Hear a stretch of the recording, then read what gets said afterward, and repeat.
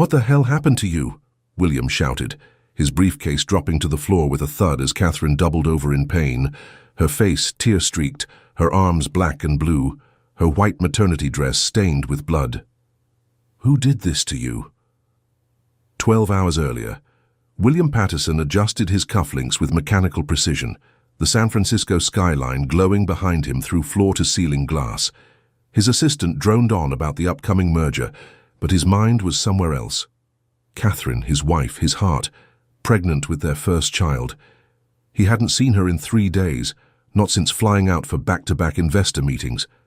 The guilt tugged at the edges of his mind, but he pushed it aside. Everything he did for her, for them, for the baby. Bidwell Mansion waited for him in Chico. So did she. "Reschedule tomorrow's meetings. I'm heading home," he said abruptly, cutting off his assistant mid-sentence. Meanwhile, at Bidwell Mansion, Catherine stood barefoot on the cold marble floor of the master bedroom, cradling her belly. The soft morning sun had no warmth today. The silence in the house felt louder than usual. He wasn't due back until tomorrow, but she had a feeling, one of those instincts only a woman carrying life inside her could explain. She looked at her reflection in the mirror. Her skin was pale. There were light bruises forming on her forearm from where... No, she couldn't think about that right now. She picked up her phone and stared at the screen. William's last message was 2 days ago. "Board meeting went long. Call you in the morning. Love you." She hadn't replied. She couldn't bring herself to. The walls of Bidwell Mansion felt colder lately. It was a palace, but it didn't always feel like home. Especially not after what happened yesterday. Especially not after he showed up. She sat slowly on the edge of the bed, trying to steady her breath. Outside, the sound of tires on gravel stirred her heart into panic. Not fear, just confusion. William wasn't supposed to be home yet. She rushed to the mirror, wiped her face, pulled her sleeves down. Too late. The front door opened. She heard his voice call her name from downstairs. "Kate?" She tried to smile. She wanted to be strong, but her legs were trembling. Then he appeared, briefcase in hand, suit sharp, eyes soft, until they saw her. The bruises, the blood, the swelling panic on her face. The world stopped. "What the hell happened to you?" he yelled, his voice shaking. The briefcase hit the floor. "Who did this to you?" Catherine couldn't speak. She just broke down, right there in front of him, as everything she'd tried to hide came pouring out in tears. And this was only the beginning. Catherine sat curled on the edge of the grand staircase, her hands trembling over her belly. William knelt in front of her, his breath ragged, eyes wide, trying and failing to make sense of the horror before him. He gently reached for her wrist. She flinched. That tiny reaction shattered him more than any word could. "Kate, talk to me," he whispered. His voice cracked. "Please, just tell me what happened." But she wouldn't look at him. Her silence wasn't stubborn, it was broken. He stood up abruptly, pacing, running both hands through his hair. "This can't be real," he muttered. "You're hurt, you're pregnant, and you're hurt." She finally spoke. Her voice was small, hoarse. "I didn't want you to see me like this." William froze. That sentence, it cut him open. "I was trying to protect you," she said, her eyes still not meeting his. "I thought it would stop. I thought if I just ignored it long enough, he'd go away." The room went still. William slowly stepped toward her. "Who is he?" Catherine's lower lip trembled. She opened her mouth, but then a loud knock on the front door startled them both. William turned sharply. "Stay here," he ordered, already storming toward the entrance. He opened the door to find Liam, his younger half-brother, standing there like nothing had happened. Like he hadn't vanished for 5 years, only to show up 3 days ago with nowhere to go, and a charming smile hiding whatever poison he brought with him. "Will?" Liam grinned. "Good to see you back. I didn't expect..." Before he could finish, William slammed him against the wall by the collar. "What did you do?" His voice was low, terrifying. Liam's smile flickered. "What are you talking about?" My wife is inside crying, bruised, bleeding, she won't speak, and you've been staying under my roof." Liam's face changed, defensive, cold. "Don't you dare accuse me." William pushed him back with force. "You think just because you share blood with me, I won't bury you if I find out you laid a hand on her." Catherine's voice echoed weakly from behind them. "William, stop." William looked back. Her eyes met his for the first time that night. Tears, pain, and something else. Fear, not of him, of what this might become. He released Liam, who scoffed and straightened his shirt. "I see nothing's changed," Liam muttered. "Still the golden boy, still the protector. You always think you know everything, don't you?" William didn't reply. His heart was pounding too loudly to hear anything else. He walked back inside, shutting the door behind him, and knelt in front of Catherine again. "I need to know the truth," he said softly this time, "because whatever happened, I'll fix it. But not if you keep me in the dark." Her tears fell freely now, and slowly, with trembling breath, she began to speak. "Put yourself in William's shoes. Wouldn't you want to know the truth too? If this moment got your heart racing even a little, pause and hit that subscribe button. Don't just watch stories like this. Stand with the ones who feel them. We tell stories that make hearts pound and souls ache. If you felt that, subscribe so you don't miss what comes next." William sat on the edge of the bed, elbows on his knees, hands pressed against his face like he was holding back a storm. Catherine was in the adjoining bathroom, the door cracked open, her shadow visible through the frosted glass. She hadn't said a word since she began talking, and then shut down halfway through. She'd barely described what happened, let alone who did it, and he wasn't sure if that silence hurt more or scared him more. When she stepped out, she wore one of his oversized hoodies, her favorite, the one that said Stanford Law across the chest, even though neither of them had gone there. He'd bought it for her on a random date years ago because she said it looked like safety.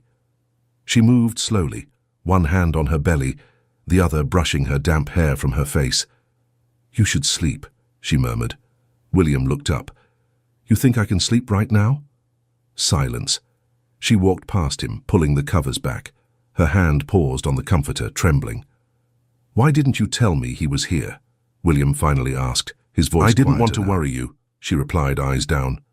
"That's not a reason," he snapped. She didn't flinch this time. "You would have sent him away, and then we'd have fought, and I was already dealing with enough."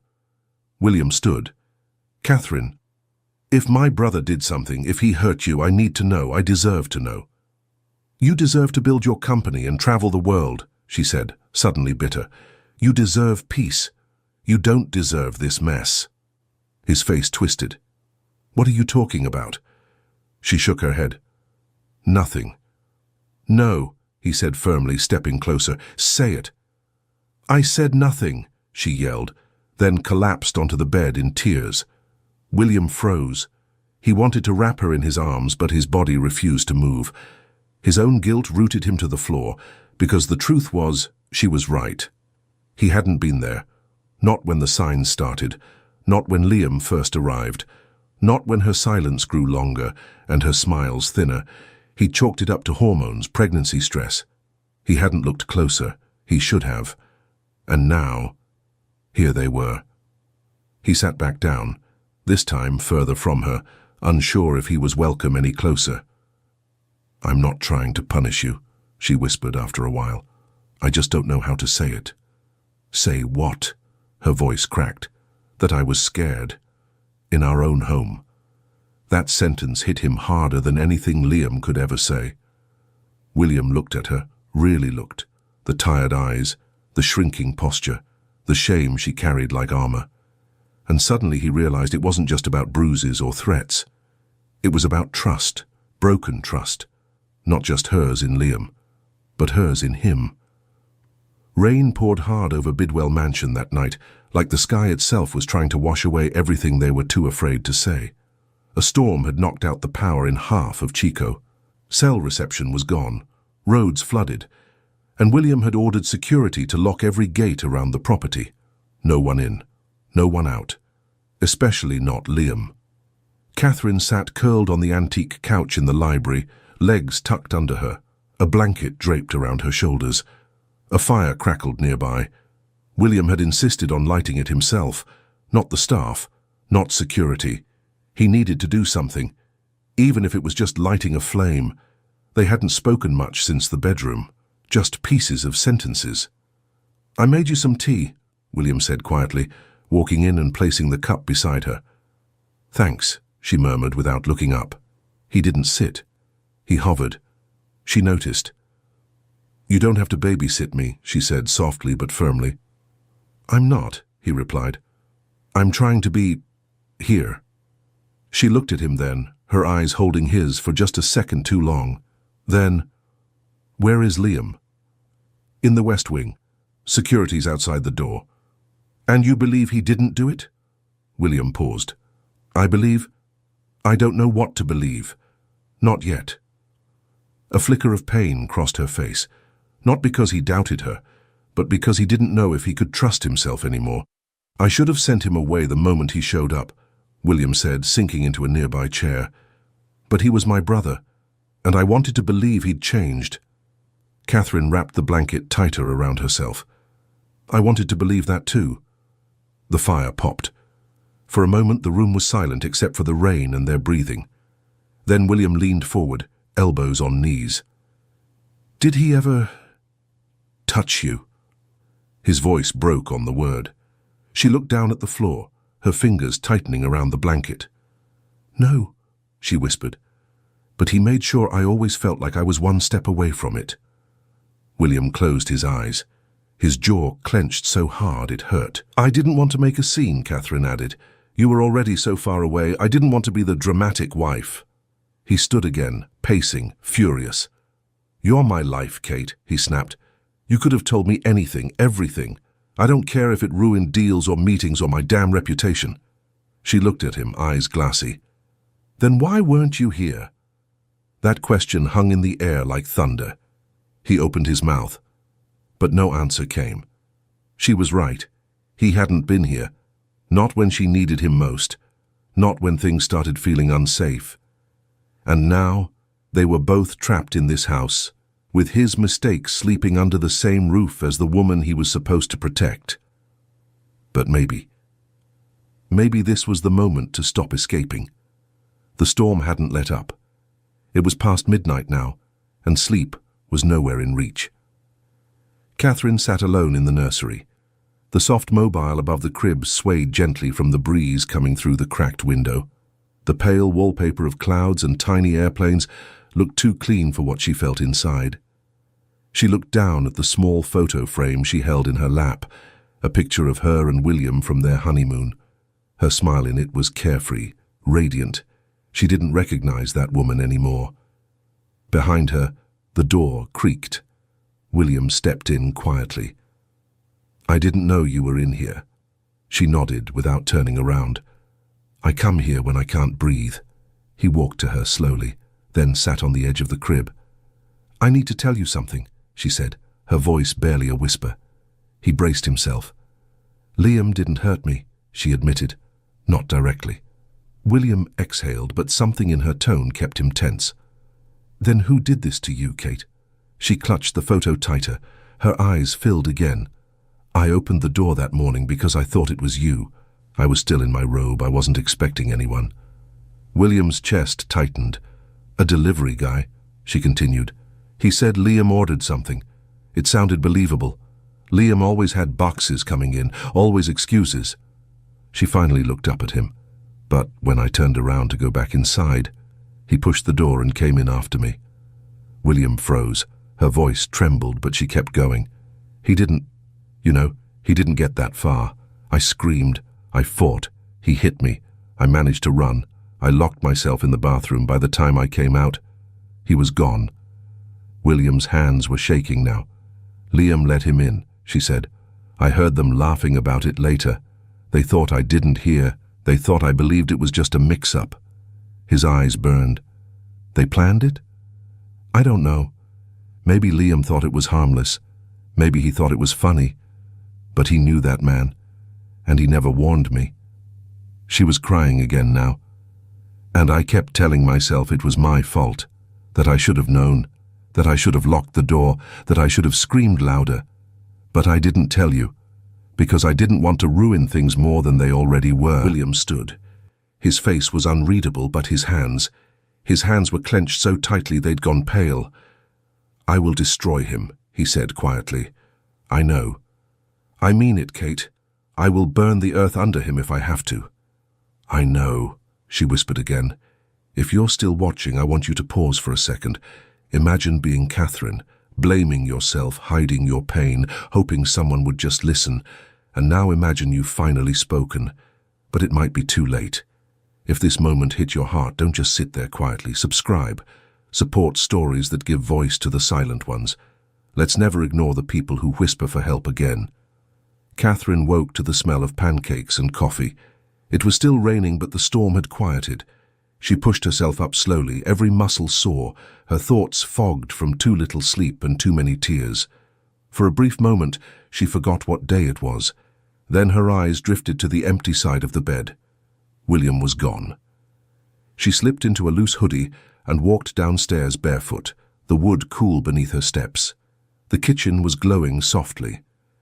William stood at the stove, in a t-shirt and sweats, not a single thread of his usual billionaire image in sight, flipping pancakes with the wrong kind of spatula. There was flour on the counter, one egg cracked wrong, a splatter of syrup already puddled near the coffee maker, but the look on his face when he saw her, like she was the most beautiful mess in the room. "Morning," he said, a little breathless. "You're cooking?" She blinked. "Attempting," he said, offering a sheepish smile. She stepped closer and looked at the pan. "That one's burnt." "Yeah, that was the first one. You get the second attempt." She laughed, actually laughed, and then immediately winced from the soreness in her ribs. William's smile faded. "You okay?" "I'll live." He nodded, flipping the final pancake onto a plate and pushing it toward her. "I didn't know what you'd want, so I made the only thing I ever learned from YouTube." "You don't have to do all this." "I do," he said softly, "because I should have been doing it before." They sat together in silence, the clink of forks and the hum of the rain filling the room. Then William reached across the table and took her hand. It was the first time he touched her all night without hesitation. "You once told me," he said, voice low, "that safety wasn't about walls or alarms. It was about being able to fall apart in someone's arms and not feel ashamed." She looked at him, eyes wide, soft. "You remember that?" "I remember everything you've ever said when you weren't pretending to be okay." A tear slipped down her cheek. "Do you still feel safe with me?" he asked. She hesitated, then nodded. "More right now than I have in weeks." He exhaled like he'd been holding that breath since the night began. "I know I failed you," he said, "but if you'll let me, I want to earn my way back into the man who makes you feel safe again, not by being strong, but by being here." She stood and walked around the table. Then, without a word, she slid into his lap, curled into him like a child hiding from the world, and laid her head against his chest. He wrapped his arms around her and didn't let go. Catherine had gone up to rest. William stayed in the study, staring into the fireplace long after the flames had died.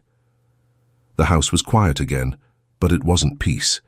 It was the stillness of a cliff right before it gives way. He poured himself a glass of whiskey but didn't drink it. He was too haunted by her voice. "Do you still feel safe with me?"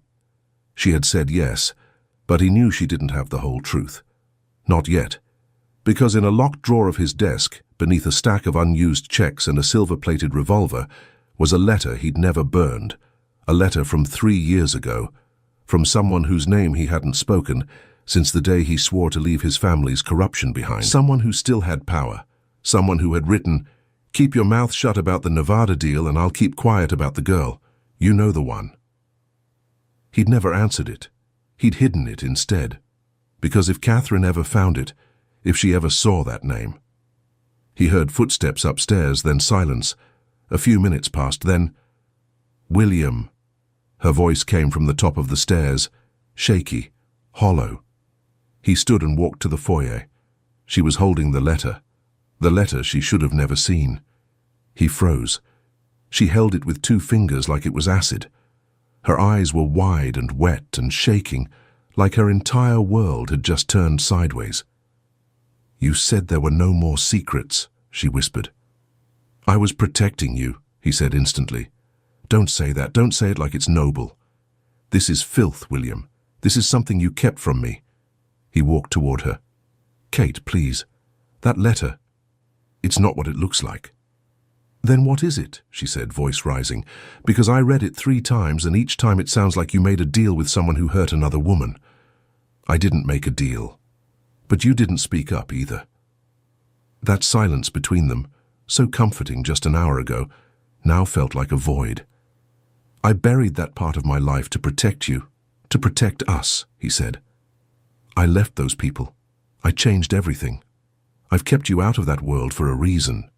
But that world is here now, William. It's in our house. It put a bruise on our child. You can't pretend it's over just because you closed a drawer." He stepped back like she'd hit him. She crumpled the letter and dropped it on the stairs. "Do you know what hurts the most?" she asked. "That I defended you, that I believed you couldn't be like them. And maybe you're not. But you sure as hell knew how to cover for them." "I didn't," he started, but she was already walking away. "I can't breathe in this house right now," she said, clutching the stair rail. "Catherine, please don't go." She turned. "I'm not leaving you, William. I'm just trying to survive you." The sun rose slowly behind the storm clouds, casting a grey light through the stained glass windows of Bidwell Mansion. William sat alone in the nursery. His fingers absent-mindedly traced the edge of the crib. Beautiful, hand-carved white oak. They had picked it together on a rainy afternoon in San Diego. It was the first time he'd seen Catherine cry from happiness. Now he wondered if that joy had already expired. His phone buzzed for the 10th time that morning. Board members, investors, press. He ignored it. The only message he wanted hadn't come. Catherine hadn't spoken to him since she found the letter. She hadn't left the guest room. She hadn't cried. She hadn't screamed. She just disappeared into silence. And that, more than anything, terrified him. He stood, walked to the window, and looked out across the drenched gardens. The statue of Diana, the goddess Catherine always said reminded her of herself, stood chipped and soaked, bow cracked at the edge. He took a deep breath, grabbed his phone and opened a new voice memo. "Kate, I know you're not ready to hear my voice, but if I don't say this now, I never will. You were right. I didn't make a deal with them, but I let their filth sit in my life longer than I should have. I thought that by turning my back on it, I was fixing it. But I know now. Walking away isn't the same as speaking up. I didn't hurt you, but I didn't protect you either, and for someone like me, silence is the biggest betrayal. You don't owe me forgiveness, you don't owe me anything. But I'm still here, I'm not running anymore." He hit save, then just stood there, alone with the sound of his own heart beating faster than it had in years. Meanwhile, Catherine lay curled in the guest room, the letter still on the nightstand. She hadn't moved much since last night. The baby kicked gently. She placed her hand over the movement, her lip trembling. "What kind of world am I bringing you into?" she whispered. Then her phone vibrated. Voice memo, William Patterson. She stared at it for a long time. Then she pressed play. As his voice filled the room, so did something else. A fracture in the wall of pain she had built. He sounded nothing like the man from last night. Not like the billionaire, not like the protector, just like a man who finally knew how to say, "I failed you," without hiding behind pride. She clutched the phone against her chest and let herself cry. Not from anger this time, but from the kind of ache that only love can leave behind. It had been 3 days. The storm had passed, but the air around Bidwell Mansion still felt like it carried thunder. William hadn't left the house. He walked the halls like a man waiting for a verdict. No calls, no meetings, no Liam. Security had removed him the next morning. Quietly. Permanently. William didn't want revenge. He wanted peace. and he wasn't sure if he'd ever earn it. Not after what he'd buried, not after what she uncovered, but he would wait. Forever, if he had to. He heard footsteps behind him in the foyer. Slow, measured. He turned. Catherine stood there, still bruised, still tired, still Catherine. His Catherine. She didn't speak at first. She just looked at him for a long, aching moment. Then she said softly, "Can we walk?" They stepped out into the garden, the earth still damp beneath their shoes. No words for the first few minutes, just the sound of wind brushing through the trees. Then she finally said it. "I listened to your voice memo. Twice." He nodded quietly. "You were right. You didn't lay hands on me. But your silence, it left marks too." He closed his eyes. "I know." She stopped walking. "So why didn't you tell me?" "I was ashamed," he said. "And because I knew. If you ever looked at me the way you did that night, I wouldn't survive it." She looked down. The baby kicked again. She took his hand, placed it over her stomach. "She still kicks for you," she said. He broke. Tears ran down his face, and this time he didn't hide them. "She?" he whispered. Catherine nodded. "It's a girl." He laughed through his tears. And then, just like that, he dropped to his knees in front of her. Not because he was proposing, not because he was desperate, but because sometimes the only way to apologize is to humble yourself completely. He wrapped his arms around her belly and pressed his head against it. "I will never leave you again," he whispered to their daughter. Catherine knelt too, holding his face in her hands. "You don't have to be perfect, William," she said. "You just have to show up." "I will," he swore, "every damn day." They kissed. No music, no fanfare. Just two people who'd survived the storm and chose to stay. Together. Weeks later, the nursery was filled with light. The crib was ready. So were they. William stood at the window, Catherine resting against his chest, her hands folded over his. The world outside was still messy, still dangerous, but inside these walls something had shifted. They had come home to each other. If you made it this far, you're not just watching a story, you felt it. You lived inside it. So now let me ask you, do you believe love can still grow even in broken places? If the answer is yes, hit that subscribe button. Not for us, but for the next story, the next heartbreak, the next healing moment that someone out there is waiting to feel. Be part of the family that never looks away from pain and always believes in redemption.